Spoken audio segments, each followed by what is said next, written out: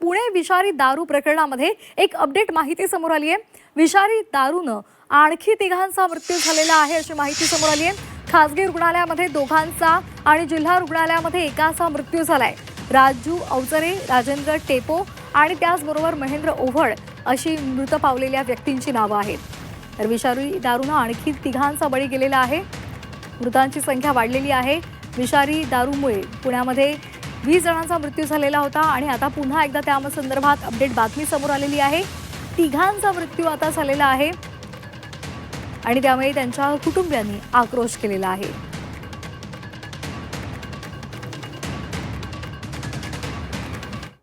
पुणे आणि पिंपरी चिंचवड परिसरामध्ये अल्पावधीत झालेल्या मृत्यूचं नेमकं कारण शोधण्यासाठी मृतांच्या अंतर्गत अवयवांचे नमुने आता प्रादेशिक न्याय वैद्यक विज्ञान प्रयोगशाळेकडे पाठवलेले आहेत। सार्वजनिक हिताचा विषय लक्षात घेऊन या नमुन्यांची तातडीने तपासणी केली जाणार आहे। पुढील 2 ते 3 दिवसांमध्ये हा अहवाल प्राप्त होण्याची शक्यता असल्याची सुद्धा माहिती मिळते।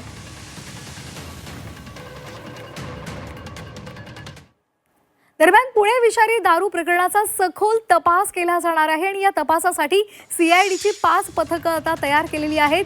विषारी दारू प्रकरणाची घटना उघडकीला आल्यानंतर राज्य उत्पादन शुल्क विभाग तसंच पुणे आणि पिंपरी चिंचवड पोलिसांनी या प्रकरणाची पाळंमुळं खोदून काढण्यासाठी आता संपूर्ण तपासाला वेग दिलेला आहे। या प्रकरणामध्ये आतापर्यंत 55 गुन्हे दाखल झालेत आणि 52 जणांना अटक झाली आहे। तसंच 24 लाखांचा मुद्देमाल सुद्धा जप्त केलेला आहे।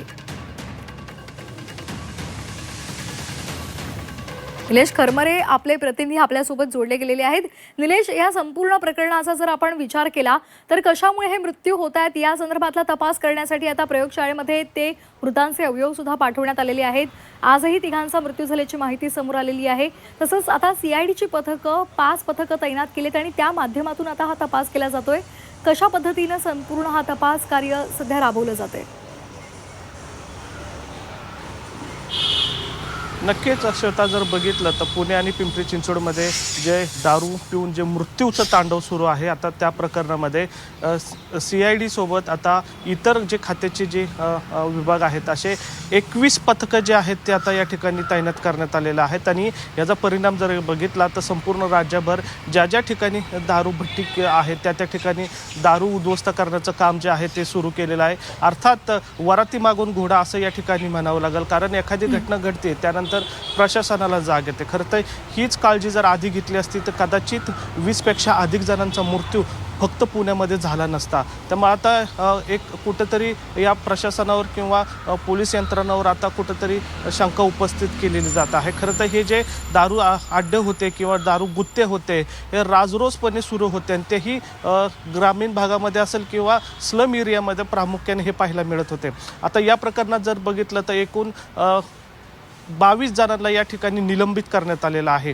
राज्य उत्पादन शुल्क विभागाचे 13 अधिकारी कर्मचारी आहेत आणि पोलीस विभागाचे काही त्याच्यामध्ये अधिकारी आहेत। असे 21 जणांना या ठिकाणी निलंबित केलं आहे। खरं तर ही कारवाई नंतर झालेली आहे, मात्र जर आधी केलं असतं तर कदाचित ही वेळ आली नसती। आत्ताची जर आकडेवारी जर बघितली तर पुण्यामध्ये आणखीन 3 जणांचा मृत्यू जो आहे तो आज सकाळी झाल्याची माहिती मिळालेली आहे। खरं तर हा आकडा जो आहे तो वाढण्याची शक्यता आहे, कारण अनेक पुणे परिसरामध्ये मृत्यूची संख्या ही वाढलेली आहे आणि ज्या लोकांचा मृत्यू झालेला आहे त्यांचे अवयव जे आहेत ते आता लॅबला पाठवलेला आहे आणि त्यांचा रिपोर्ट जो आहे तो 2 दिवसांनी येण्याची शक्यता आहे। खरं तर कुठल्या कारणांमुळे त्यांचा मृत्यू झाला आहे हे फार महत्त्वाचं कळणं गरजेचं आहे। त्यामुळे त्यांचे अवयव जे आहेत शरीरातले, विशेष करून जे लिव्हर आहे ते फॉरेन्सिक लॅब म्हणजे प्रादेशिक न्याय वैद्यकीय विभाग जो आहे त्या ठिकाणी ते पाठवण्यात आलेलं आहे। मात्र पुन्हा एकदा तेच म्हणावं लागेल की एखादी घटना घडते आणि त्यानंतर प्रशासन हे जागं होत असतं। राज्यभर या ठिकाणी आता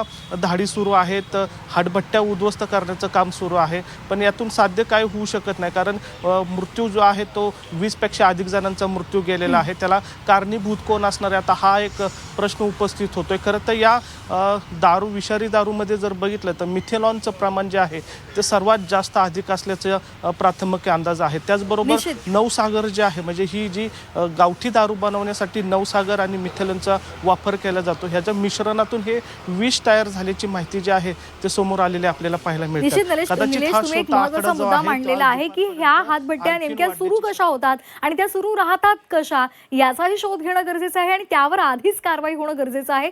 तरच या अशा प्रकारच्या बळींना आपल्याला रोखता येईल. धन्यवाद निलेश, आपण दिलेल्या सविस्तर माहितीसाठी.